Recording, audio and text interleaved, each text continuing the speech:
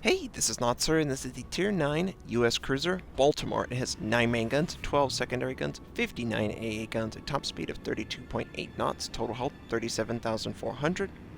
For my modules, reduced crit chance on main battery, increased main battery accuracy, reduced flood and fire chance, faster rudder shift. And for my commander, situation awareness, basic survivability, basic firing training, faster turret traverse, lower cooldown on damage control, and advanced firing training.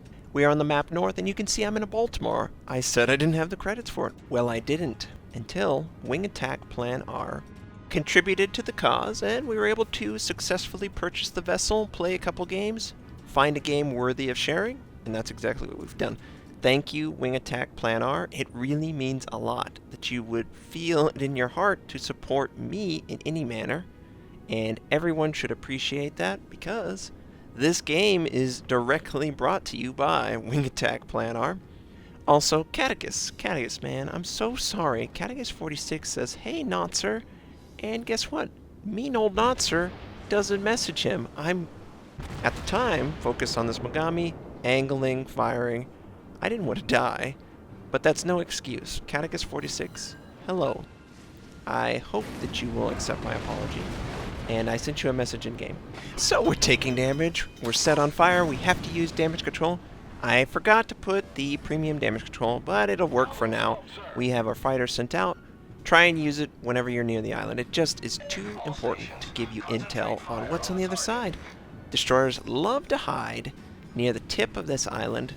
Now, I could say what it kind of looks like. Maybe an elephant or something else that dangles, but you can see that the tip of the elephant trunk, yeah, elephant trunk, right. It's a good hiding spot, both north and south for destroyers. They love to ambush you, and at the high tier, 2 torpedoes, that's all they need, baby. Their torpedoes are designed to take out big old battleships, so treat them with respect. Now, we're spotted by aircraft, same exact strategy that could be used on the north side. In this scenario, with no carriers, I would definitely recommend using defensive fire against stuff like this. This is the forward intel post. This stuff dictates the game. You can win or lose based on this information that's gathered. And you can see we're headed for a very dangerous situation. 3 destroyers, 2 cruisers, all headed for that trunk, right? Trunk. And we can't risk taking a torpedo. So I'm going to start making a sharp angle, moving away so I can avoid any torpedoes that might come my way, and the first set's coming.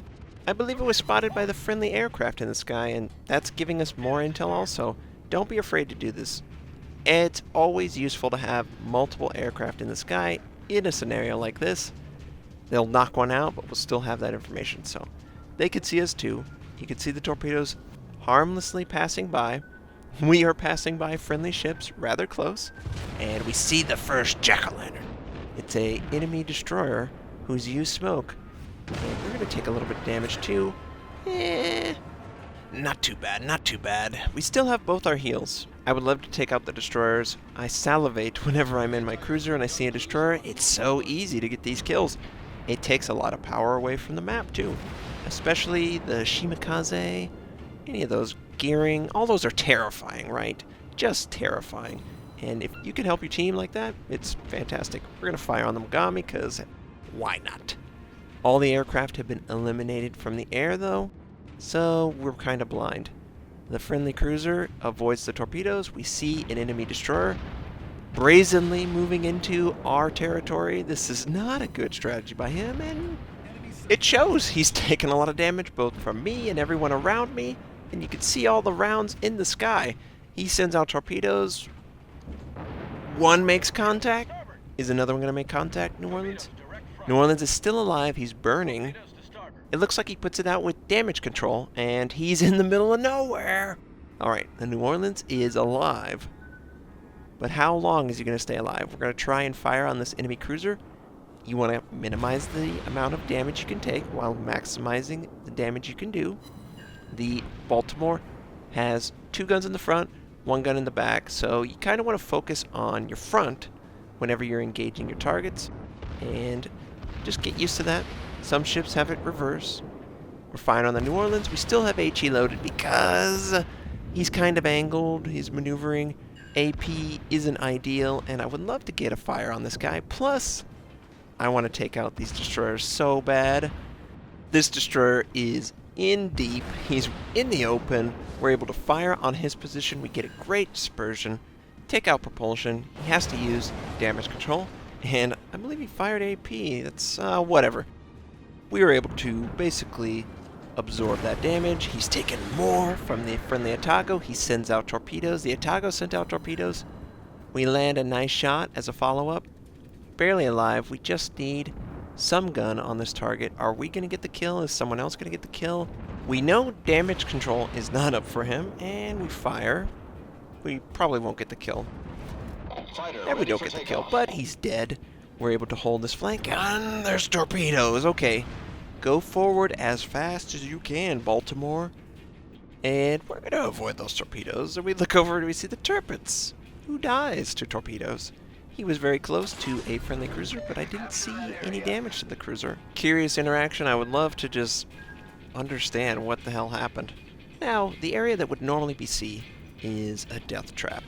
In this particular scenario on this map, both sides have committed to wanting to rush through this gap, and neither is going to do that. The enemies have pulled back, and you don't want to rush into death. The best thing you can do is try and take an advantage, like we have now, and force the enemy to overextend. They have to get the kills now. We could just sit back and wait, and we would win the game, and it's not the most fun, but it's the safest and best strategy to success. We see 2 cruisers, 2 destroyers. We've killed 2 destroyers over here, and 1 enemy battleship. That Tirpitz died to torpedoes on the western flank. There's a couple enemy battleships also on the western flank, but they're pretty far back. They can't really influence the eastern side of the map, and I would love to take out this Fubuki. I'm looking over there going, that Fubuki is pretty far forward. He's out in the open. It could be an easy salvo. Check. Thankfully, whoever was right next to me did not crash into me because I was not aware he was that close. And we fire everything. We land almost everything. We do module damage. You can see the Benson, he's burning down. I was holding my fire, or about to hold my fire, but he's dead. Who cares if it smashes into his carcass? Boy, you don't want to die around me. I'm just going to use you. And we're able to land that shot. We take him out right as he disappears. And we see that there's an enemy Mogami. He's pushing up the eastern side, the 9 line. This was a fantastic strategy if he would have been spotted. Now we know what to do. I see him, of course. I'm going to set up so I can fire on his broadside. He would have to pre-angle, and I would say above 50% will aggressively come around the island, engage you, and assume that they can kill you outright, rather than wait for the ideal shot and minimize the damage you take. I'm obviously taking damage. I used my heal, and I love my heal, by the way. And we're spotted. He knows he's spotted. I can't imagine a tier 8 not having situation awareness, but we're set up. We fire at the waterline. We had HE loaded, and we do tons of HE damage. We take a ton of damage, though, too. We're going to reload with AP, and hopefully we can fire before the island gets in the way. We're going to try for a waterline shot, and if all goes according... And, of course, it lags. I've been having these weird lag spikes. We fire AP, waterline, and we get 12,000 points of damage. Katagas follows up and kills him, and I didn't realize this at the time. I thought he was still alive. Truthfully, I thought he was still alive. But we're also trying to avoid the damage from the enemies that are on this flank, firing in our position. It's a little scary. And that trunk looks pretty gross right now, doesn't it? It kind of looks like stuff's coming out of the trunk, by the way. I know this is completely random. Trunk? What are you talking about, trunk? You know what trunk I'm talking about. It looks like something is being sprayed out of the trunk. Okay, so there's an enemy aircraft flying overhead. Used to be attached to the Mogami, who, until right about now, we believe was still alive in-game. We know he's not alive anymore, but at the time we thought so. We use defensive, we take it out. It's no longer spotting us, and we're behind the island. So we're going to try and fire on the New Orleans, who's trying to shoot the gap. Still, I don't understand why everyone's going through this gap. At some point, You gotta cut your losses and try and find a better angle of attack. This enemy New Orleans is trying to go for the gap, I believe, that would head to D normally, but he's in the open. Multiple friendlies can fire on his position, including myself, which I do. I'm spotted, of course, because I open up. No surprise here. We weren't spotted prior to that, so we can at least infer that there's no ship that might be hidden off to the right side. And another lag spike. It's really annoying. It's really annoying. I'm trying stuff on my end. I'm reading that there's some issues that were introduced with the hotfix or whatever, but, you know, whatever. Friendlies are firing on these enemies that are in this area, wide open. They can't find any defense, but I can't fire on them. I am out of line of sight. Until just now, someone sees us. It has to be the destroyer. It can't be anything else. There's nothing on their team that I would not spot at the equivalent range for detection of my ship. So I type to the team that I believe that the Shimakaze might be on the eastern side of the map. 910 line, that was my initial impression.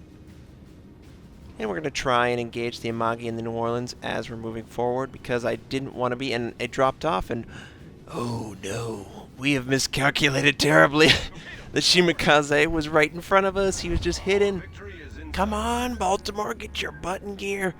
Oh, we can't afford to take these. These would kill us. Are we going to avoid this one? Get that rotation. Oh, God. That was so close. Oh, man. We fire on the New Orleans. Broadside, we switch to AP. The next salvo will, the HE does pretty good damage, sets them on fire. The next salvo will be full AP, and there's the Shimakaze. He was hiding in the smoke. We try to avoid the damage from the New Orleans. Again, we want to maximize our potential. There's still 5 targets on the field. We fire with AP on a pretty angled ship. This is why, in that scenario, if I would have stuck with HE, I probably would have killed him. Because everything landed and it did minimal damage with AP, but HE, it would have stuck and done more. We are able to follow up. And, too many ricochets, too many ineffective fire. This is annoying. He should be dead. Just finish him off, Notser. Are we going to get the kill? Friendlies are trying. And I think his AP just bounced off. We are able to finish off the target. And again, another lag spike. We've got an Iowa that's barely alive in the background. The Shimakaze that tried to run away. Enemy New Orleans is about to round this island. And I have AP loaded, so what I'm going to do is slow down as I'm lagging constantly. And we're going to engage the New Orleans at the waterline. This could be perfect. Can we do it? Did we lead enough? I think we did. I think we did a good job. Oh! Only 1 Citadel penetration. He's down to 11,000 points of damage. He's moving off. He's afraid now. I don't blame him. We're going to see if we can get another one. We raise the elevation a little bit and we drag it towards the target. And yeah, predictable. He was too angled. The AP was ineffective. At this point, we should just switch to HE. He is very far away, and we can't really guarantee that the AP is going to be able to penetrate. So, we have successfully held the gap. All enemies have retreated, and we're just trying to mop them up. This isn't cleanup duty. Game's ours. And the ability to fire over the island and engage without risking your ship is very useful in this scenario. Looks like the Shimakaze might have sent out torpedoes again. Maybe friendly sent out. We're able to land HE, do pretty good damage, honestly, at this range. It looks like he's flooded or on fire. Either way, he's got a dot, and I don't think he can fix it. And another nice lag to watch that dot. Yep, he dies to the dot. Just the enemy battleship, enemy cruiser, and the enemy Shimakaze. I believe the Iowa is the battleship that's left up, and of course he died. He was so low, it just makes sense. So I had a pretty good time in the Baltimore. I really enjoyed the ship. I swapped out the AA range for accuracy on pretty much all my ships. I find that I have more success this way. There's a 100% guarantee that I will benefit from it in every game. That's my thought on that. 2 kills, 3 Citadel penetrations, 2,238 base XP, and it was pretty fun to hold that gap with everyone. around 60,000 points of damage. I hope you enjoyed seeing the Baltimore game. I hope you have a fantastic day, and I'll catch you next time.